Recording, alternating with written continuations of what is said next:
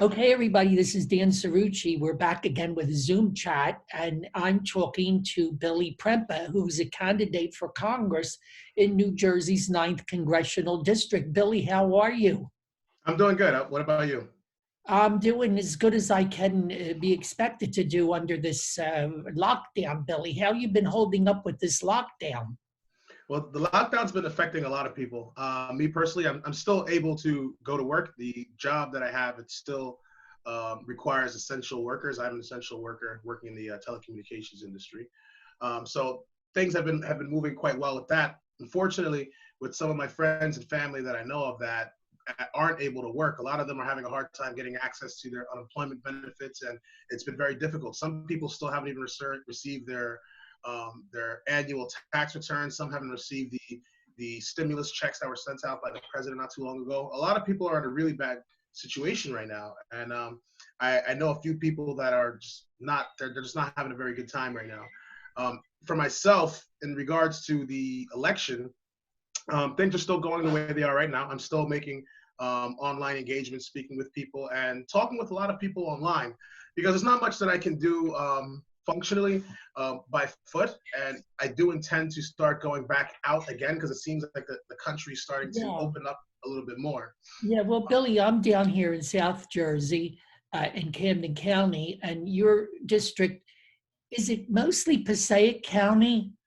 No, it's parts of Passaic County, Bergen County, and Hudson County.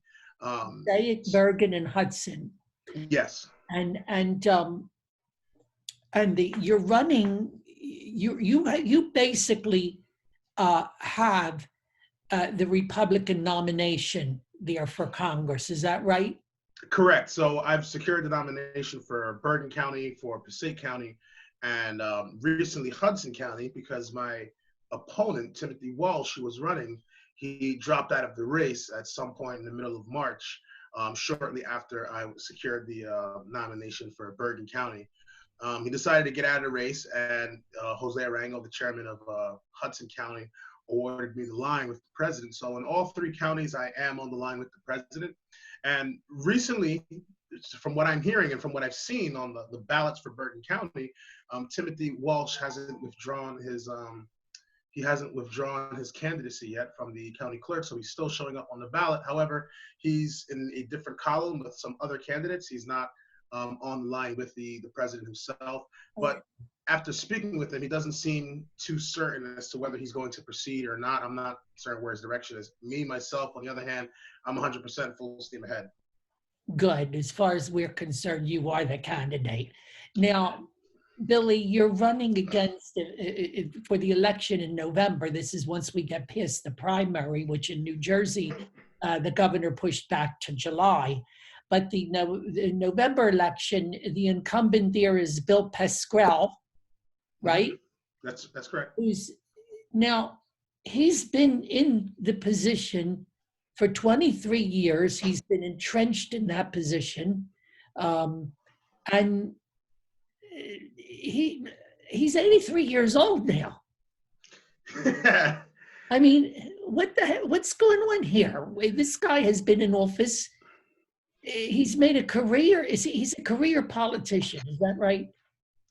Yeah, I guess you could say he's a career politician. The problem that I have with that is not just candidates like not just a congressman like Bill Pascrell, but there's several other congressmen inside the House of Representatives that have been here for well over 20 years, 30 years, some for up to 40 years.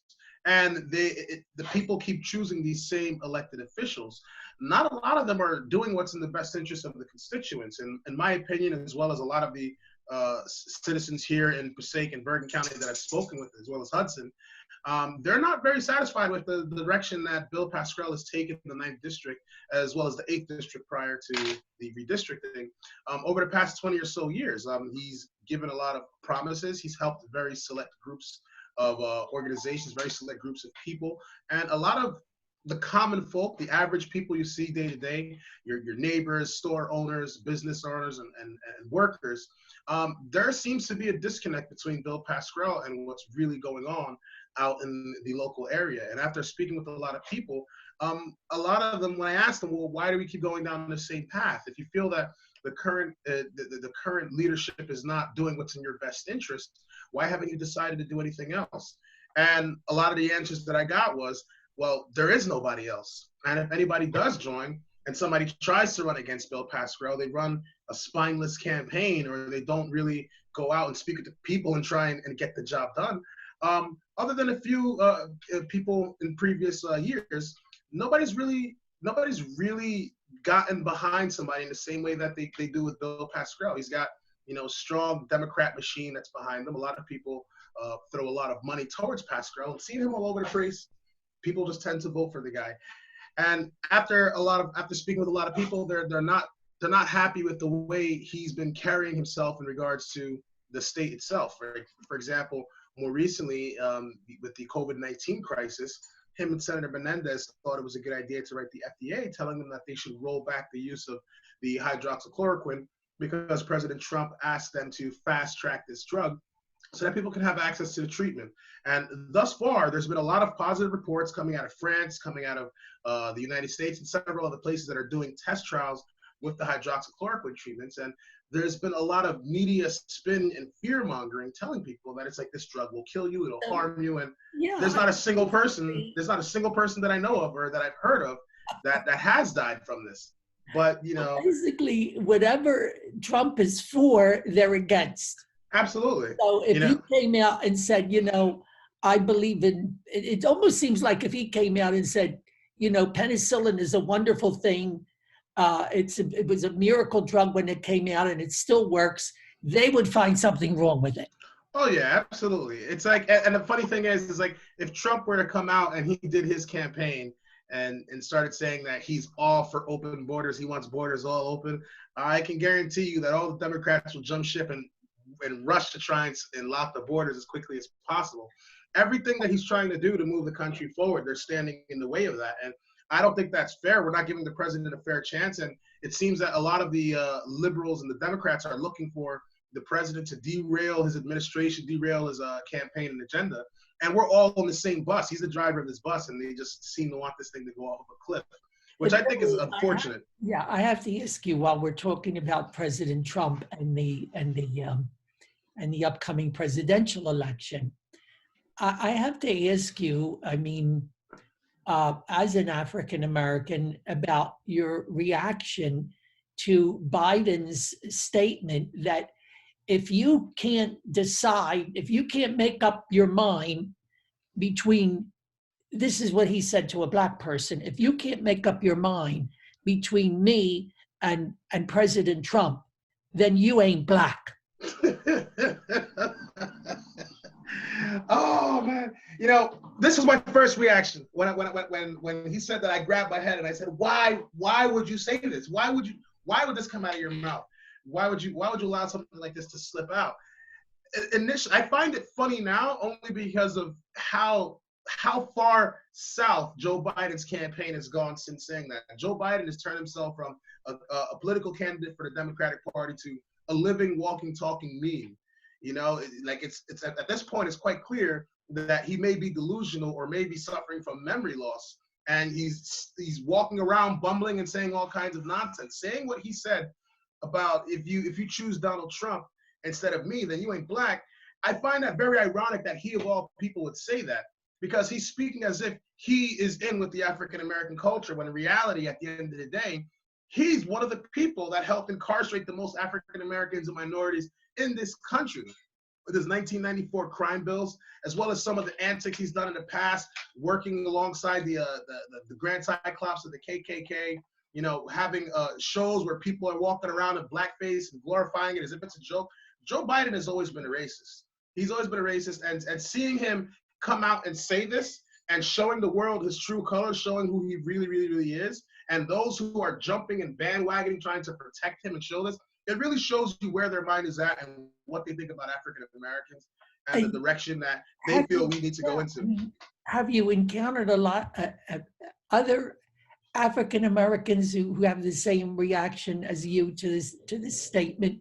Absolutely. I've encountered a lot of people that don't support what he's saying or doing at all. And so look, there's two things there's about three different things that can happen now since Joe Biden has said this. There's people that are going to vote for Joe Biden that either are one, not going to vote for Joe Biden at all. Two, they're either going to vote for Donald Trump, or three, they're going to completely stay out of the way and just not vote for either person. All three of those scenarios work, and all three of those scenarios work fantastically well for the Republican Party and for Donald Trump himself. You know, him saying that, it shows what he's all about. The Democratic Party, they're going to have to either replace their candidate and get a completely different Democratic nominee to go up against Donald Trump, because right now, Hillary Clinton has a better chance at beating Donald Trump right now than Joe Biden. Joe Biden has really shot himself in the foot. And what it's not being reported, Billy, is that he didn't say, if you're for Trump, you ain't black. He said, if you can't make up your mind between me and Trump, you ain't black. I mean, that took it even further. Like, if you're a black person and you're thinking about it, presuming that he believes that black people can actually think. Correct. Okay? If you're a black person and you're just thinking about it and you can't make up your mind, well, you ain't black. see, the Democratic Party and Joe Biden, they believe, and for a long time they've had a monopoly on the minds of the African American community. And you know, shortly after the New Deal came out, a lot of the mindset towards the Democrat Party is completely shifted. And now today, the average American looks at the Democrats as the saviors of society. And at the end of the day, what they really want to do is they want to keep you entrapped and enslaved in financial debt for the most part, literally living off of the mouth of government through different welfare and safety net programs. And they feel that by doing this, they have the opportunity to control the African American community, because unfortunately, a lot of us are the ones who have been affected and have been put into this situation. And they believe that because they're doing this and they're putting us in this position where we have to live on welfare in some of these situations, they believe that they are automatically entitled to the vote of the African American people, as if they can't think. And it's, to make matters worse, he said it as if it was a threat. Like if you were to take this in any other way, like let's say this is back in the day where we're slaves or something, you're speaking as if I don't make this decision, I'll be punished, or if I'm wrong. And today, you obviously can't go out there and say something like that. It's going to obviously look racist. Him thinking he was cool and he was hip, hanging out with Charlemagne, who's a radio host on a hip-hop radio show. He thought it was cool and hip to try and pretend he was with the in crowd and say something like that, thinking that he could fly under the radar with some kind of racist comment, thinking everybody would still be on his side. And it completely backfired. The black community, Democrats, libertarians, independents, conservatives, all across the board, do not agree with what he said. It doesn't make any sense why he would say something like that. So he really messed up his campaign by doing that. And I think it's going to help out the Republican Party. It's really going to help Donald Trump in the primary. And more importantly, at least to me, it's going to help myself as well as a lot of other Republicans that are running across the country. Because if they have weak leadership on their local level, they're looking for leadership on the highest level, the federal level. If the leadership is lacking there, and then your local leadership is supporting the lacking leadership that is going to lead us on a federal level, the chances of you guys getting reelected, or the chance of you guys maintaining control in this country, both in the Senate and the House, are really, really low, because it really shows the standard that that party as a whole has for a leader. You know, sure, Donald Trump says really wild and off the wall things sometimes, but Joe Biden says completely incoherent things that are completely inconsistent with the situation, that are inconsistent with what he's talking about. He gets lost in thought. It make no sense at all half the time, but I don't know how any black person would not take that personally, to have any white person attempt to tell them and define for them what blackness is, or whether or not they're black. You know, no matter African American people have lived this and faced this and lived this struggle, the struggle that your people have lived, and you're going to let somebody else tell you whether or not well, you're. The worst part about that whole thing is you're telling people like that we're not black, but this is the person who put the most damage and fractured so many African American households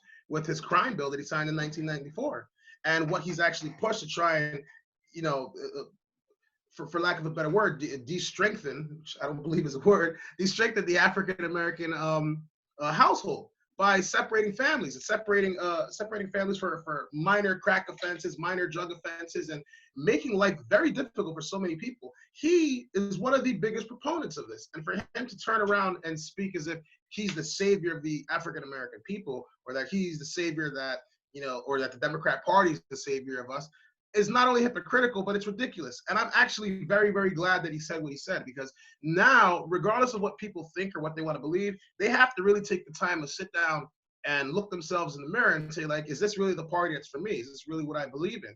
And right now, you ask yourself, what are the values of the Democratic Party? What do they stand for? What are they trying to push? What are they trying to promote? They aren't really promoting anything in a very positive light. They're not really going in the right direction. The only thing that you can hear a lot of these Democrats talk about is stop Trump, get rid of Trump. Literally everything Trump wants to do, they want to do the opposite. But that's their marketing platform. That's what they're talking about. Yeah, Billy, tell us about yourself and your background, how you came to this point to be a Republican candidate for Congress, in New Jersey. Tell us a little bit about your background. So, in regards to background, I don't have any political experience. I'm not a politician. However, I'm someone who's always been involved with politics all throughout my life. People have told me I should get involved with it, and it's something that I avoided. I always felt that there was a need to serve my country. After my parents came to this country, like I've always been very blessed, very grateful. My parents have always been very blessed and grateful for being citizens of this country, and I felt like it was one of the best ways that I could actually give back. So I served some time in the United States Air Force. And shortly after that, I worked as a regular average person. And throughout my life, people say, you got to go and run. You got to do something. I would always give political commentary, and I would be the local guy in the neighborhood. It's like, if you want to know something about what's going on in the world, come and talk to this guy. And I never really thought about doing it until we went to the Trump rally, January 28th. I went alongside Dr. Hector Castillo, who's also running for Congress in the 5th District. And watching Donald Trump out there, being in the freezing cold with hundreds and thousands of people that were out there, many, many, many people, it really put a light bulb in my head that the Republican conservative / libertarian movement is far, far, far bigger in New Jersey than I ever could have imagined, than I ever could have imagined. Seeing New Jersey be solid blue my entire life, and always just knowing that this is a liberal state, that's just the way it is, forget about it.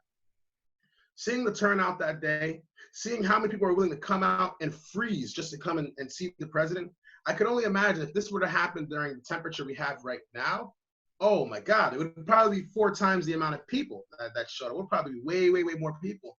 And seeing this and watching this, I decided to speak with a lot of local journalists in the area and just kind of speak my mind. And a few people that were sticking around next to me said, hey man, listen, you gotta get involved. You gotta do something. Dr. Castillo pulls me to the side and he says, listen, if you want to run for Congress, I can help you run for Congress. Like, there's no way you could know so much of what you know and sit on the sidelines. You have a gift, you can speak, you can help motivate and educate people, move them in the right direction. I feel that this is something that you could definitely do. And after a little bit of consideration, I said, you know what? All right, let's do it. Because right now, there's no one strong running against Bill Pascrell. At the time, I didn't even know that Timothy Walsh was an opponent. I just thought that Bill Pascrell was running uncontested. And I was thinking, we can't have an uncontested race. And when I later found out that Timothy Walsh was actually from the 5th District, he lived nowhere near the 9th District. Oh, my God. But he's running for Congress in our district. Pascrell was either running unopposed when he ran, or he was running against what we call placeholders, Billy. Right. Running Exactly. against people who they were just there in name only. Okay. Exactly. So I was like, this doesn't make any sense. He's never had, or maybe almost never had, a really active, serious opponent like you. Right. And that's why I decided, I gotta run and I gotta do this because I know this district. I've lived in this district my whole life. I've lived in this city my whole entire life. I know my area. I live in Paterson. I'm from Paterson, New Jersey. Paterson, okay. Yeah. That's where you grew up. My whole life. My whole life I lived here in Paterson. So I know this city very well. I know this district very well. This is the area that you've been in control of literally as long as I've been alive. Not just as congressman, but also as mayor of Paterson. He was mayor of Paterson as well too for quite a while, until about I believe 1990 to 1997. He was mayor of Paterson, and seeing this, I started to think to myself, if there's anybody that's going to run, who better than me? Because no one else is doing it. No one else is deciding to put up the fight. If Timothy Walsh is from here and he does run up against Bill Pascrell, they're going to tear him to pieces. They're going to eat him alive. Random guy from 5th District comes into 9th District and tries to run. I can imagine the television campaigns, Not saying that Tim Walsh wouldn't be an effective leader. I'm pretty sure he'd be a good leader. He's a good guy. But at the end of the day, you don't know what's really going on, like in the local area here. You don't know what's happening here in the 9th District as a whole. You only know a fraction of what's happening in like Hackensack or something, I'm familiar with this. So when I decided to run and my name was announced, a lot of people heard what I was about. People were checking out my website, looking at my flyers, reading about some of the issues and the policies that I support. Some people heard me speak. Some people saw my advertisements on social media. And a lot of momentum just started to come behind me. And I was able to secure the nomination for Passaic, Bergen, and now Hudson County. Tremendous. It is a tremendous story that you jumped into this, and in a relatively short time, you captured the imagination of people. This is what happened. You captured the imagination of people, and it seems to be something that you were really made for. Okay. Have you always been, you've always been interested in politics? From the time I was 12, yeah. From the time I was 12 years old, I've always been and what it was that really got me interested in politics was my father. My father in 9/11 really got me involved in the politics, because when I was a kid, I remember I was about 11 or 12 on the second floor in my old house. I used to live on 26th Street in Paterson. And on the second floor of my house, if I looked into my backyard, before the trees were quite low. Now they're pretty high now, but back then they were quite low. And you could see right over, and you could see the skyline of Manhattan, like right over the Hudson. And I remember being a kid and seeing smoke come out of New York City, and I just could not wrap my head around it. I couldn't wrap my head around it. It's like a scene out of Independence Day or something, like a movie. Because to the best of my knowledge, up until that point, for my 11 years of life, America doesn't get attacked. We don't get hit. We win the wars. We fight for freedom. This doesn't happen to us. And seeing something like that happen at such a young age, it just always stuck in the back of my mind. How could this have happened? And I always wanted to just figure out, how could this have happened? And my father, he guided me in the right direction, started, showing me different documentaries and information about World War II. I was obsessed with World War II and how, men and women, that were much younger than me, ran into certain death and went against the odds to try and fight, not knowing whether they would come back or not. And seeing the amount of sacrifices that these men and women made to give us the country that we have right now, seeing something like this happen, I just knew something wasn't right. I knew something must be going on within our government. There must be some shadowy figures moving around to allow something like this to happen. And I just started to get deeper and deeper and deeper and deeper into politics and understanding how it works, and learning about the CIA, the FBI, and several different organizations and different events in history. And that's kind of what led me up into this point. It just was something that it was eventually, I guess it was by fate, it was probably eventually going to happen that I would end up in politics, but it's something that I always avoided. I never really wanted to be a politician. Yeah, and so what led you to the conservative movement, to Donald Trump, to the Republican Party? So what led me to the conservative movement was a friend of mine named Dan Avery. He used to live here in Glen Rock, in Glen Rock, New Jersey. And I used to always hang out with him. He would play guitar with me and a couple of friends. And one day, I was super enthusiastic about Barack Obama. I was about 18 years old. This was about 2007. Yeah, 2007. This was a little bit right after my birthday, a little bit before the election. And I was super excited that, Barack Obama's going to win, blah, blah, blah. And he asked me a question that nobody ever really asked me. He said, "Why are you a Democrat?" And I had no idea how to answer that question. I said, because everybody's a Democrat. All my friends are Democrats. Everybody that I know is a Democrat. And he started to ask me, well, why do you want Barack Obama to win? Can you name any of his policies? What is it that you support about him? And I'm like, well, first black president. And I didn't really have an answer. It was just, nonsense coming out of my mouth. And he started to tell me, he was like, listen, have you ever heard of Ron Paul before? And I never heard of him. He pulls out his laptop and we go on YouTube and we start looking at some videos of Ron Paul. And I'm like, this old guy is just, really boring. I don't want to hear about Ron Paul. And he started to tell me about, like, all right, well, if you don't want to know about Ron Paul, let me ask you something. Do you know how money is created in this country? And to the best of my knowledge, you go to the bank, you ask for money, they give you money. I had no clue. He sat down and he broke down the fractional reserve banking system, the Federal Reserve, and how it works. And it blew my mind, like, completely out of my skull, because I had no idea this is where our money was coming from, and it was this messed up. And I was like, how'd you learn all this? And he said, Ron Paul. So I was like, okay. So then it got me really intrigued to, like, start actually listening to what Ron Paul might be talking about. And after hearing about some of the things he was talking about in regards to economics and foreign policy, I was like, this man should be president.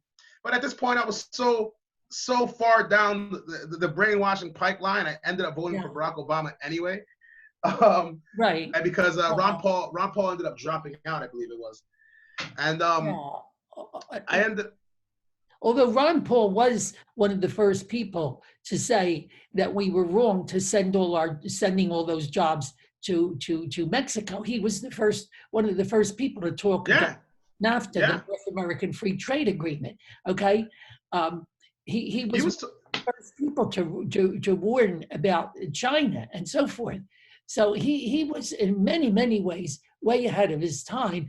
And he was also running against the deep state, as we call it, the deep state, although they didn't call it that then.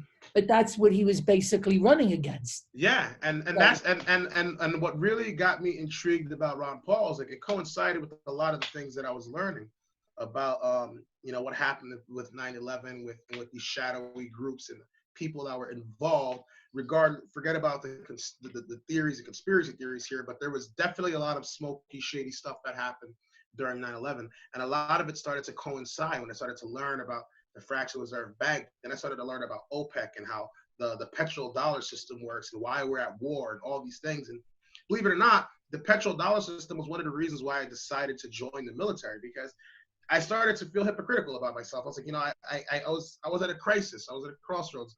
I felt so happy to be American and proud to be an American. And I wanted to serve my country. And at the same time, I didn't know if there was anything shady going on, but it's easy to sit in the corner and have a bunch of conspiracy theories in your mind. There's some people that just have, guts bigger than my entire body. And they went and did it for what they believed was right, which was fighting for the Constitution, protecting the United States, and doing the right thing. And I wanted to do the right thing. And I also wanted to learn for myself what is really going on in the world. And it was one of the factors that led me to joining the military. And how long were you in the Air Force? So I was in the Air Force for 2 years. I signed up for a 4-year contract, but I was in the Air Force for 2 years.